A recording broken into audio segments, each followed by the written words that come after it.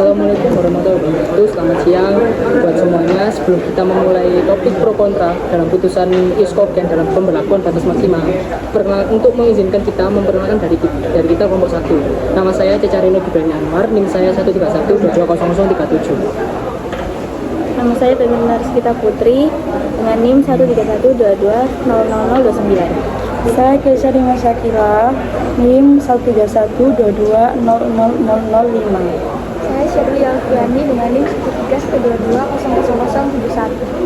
Saya Marcelino Carlos Fitra Rizky dengan NIM 13122200086.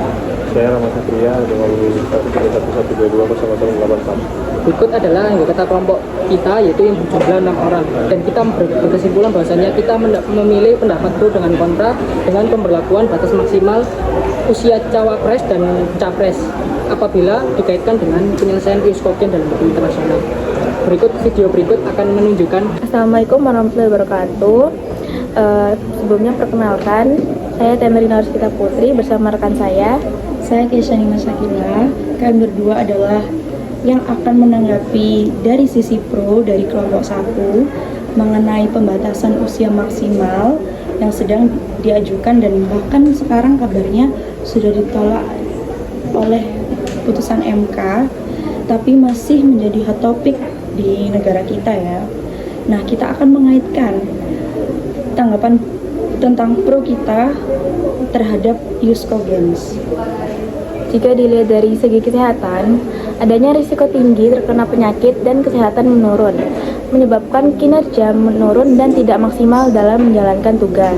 Kemudian dari segi psikologi, karena memasuki usia yang cenderung tidak muda atau lansia di atas 50 tahun, kemampuan otak dalam respon cukup lambat, tidak optimal, sulit melihat peluang baru dan kurang bisa mengikuti perkembangan yang ada.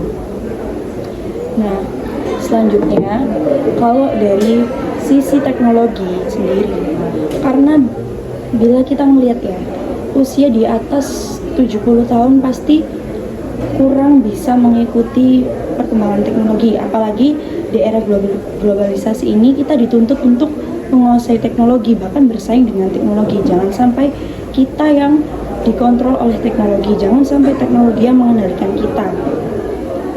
Karena Presiden, menurut kami sebagai yang tim pro, kami beranggapan bahwa Presiden adalah kepala negara, kepala pemerintahan. Bila Presiden diposisikan dengan umur di atas 70 tahun saja sudah termasuk kategori lansia. Kalau kita melihat dari segi tersebut, pasti banyak kekurangan-kekurangan yang ada, dan kenapa kita tidak memberi batasan maksimal juga jika ada batasan minimal. Kemudian jika ditinjau dari aspek kekuasaan, jika tidak adanya batas maksimal usia, sehingga penguasa cenderung akan sewenang-wenangnya sendiri, dan kita artinya tidak memberi kesempatan untuk orang yang ada dalam generasi lebih muda untuk diberi kesempatan untuk lebih maju. Nah, maka dari itu kami menyimpulkan sebagai kelompok 1 yang memberi tanggapan pro terhadap pemberi batasan maksimal usia terhadap capres dan cawapres. Penyelesaiannya bila dikaitkan dengan Iskogens adalah harus diberikan batas maksimal usia, karena seperti yang tadi aspek-aspek yang sudah kita jelaskan dari segi kesehatan, teknologi, psikologi, dan bahkan dari segi kekuasaan. Kami merasa penting diberikan batas maksimal usia karena banyak hal yang perlu dipertimbangkan, sehingga kita harus memberikan batas maksimal usia. Terima kasih. Dari pembahasan teman kami 2 tadi yang menganggap pro, bahasanya kita dari kelompok 1 menganggap bahasanya ada pro dengan kontra, dan kami berempat memilih kontra. Kenapa memilih kontra?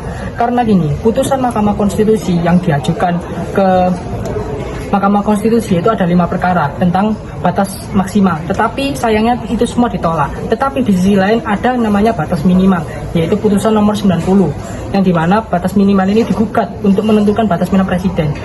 Nah, tetapi ketika memutus, ternyata Ketua Mahkamah Konstitusi memutus bahwasanya itu hanya sebagian, yaitu minimal berpengalaman jadi kepala daerah. Hal tersebut menjadikan kontroversial, menjadi seluruh kontroversial negara, yaitu dinasti politik. Nah, kenapa kita memilih kontra? Karena apa? Tidak ada keberlakuannya batas maksimal di seluruh negara-negara. Baik dari ius cogen, kalau ibaratnya diberlakukan di semua negara. Karena apa? Tidak ada negara-negara yang melakukan batas maksimal presiden. Apabila kita ditinjau dari sebagai aspek kesehatan, lingkungan, teknologi, itu tidak ada kaitannya dengan batas maksimal. Selanjutnya dari Marcel. Ya, menurut saya sama dengan Reno sih. Tidak ada hubungannya adanya batas maksimal untuk suatu pemimpin negara. Karena menurut saya jika alasannya adalah kesehatan, pastinya sebelum beliau mencalonkan diri pastinya ada yang namanya tes kesehatan, tes kemampuan dan lain-lain, pasti banyak prosedur yang harus dijalani. Jika memang beliau tidak sanggup, pastinya dari tes itu udah bisa gugur lah. Jadi yang otomatis yang bisa nyapres kan hanya yang lulus tes aja. Mungkin dari saya itu aja sih. Ya, lanjut dari Shirley. Itu termasuk di diskriminasi sosial. Menggunakan batas usia dapat dianggap sebagai diskriminasi terhadap individu yang memiliki kualifikasi dan pengalaman yang baik untuk menjabat, namun dikecualikan hanya berdasarkan batas usia. Selanjutnya, kalau bagi saya ini pengalaman berharga. Yang lebih tua mungkin memiliki pengalaman yang lebih kaya dan pemahaman yang lebih mendalam tentang masalah-masalah kompleks. Namun penting untuk diingat bahwa aturan tentang batas usia maksimal dan dalam pemilihan umum dapat bervariasi di berbagai negara dan merupakan hasil proses demokratis.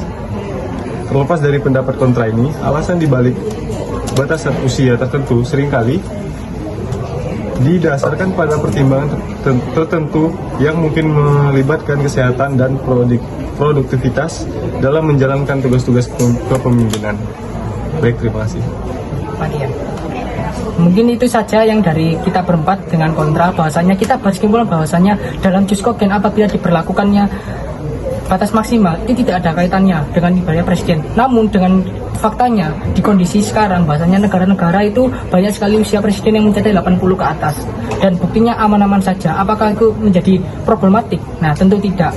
Mungkin sekian dari kita berempat yang dari kontra. Terima kasih. Wassalamualaikum warahmatullahi wabarakatuh.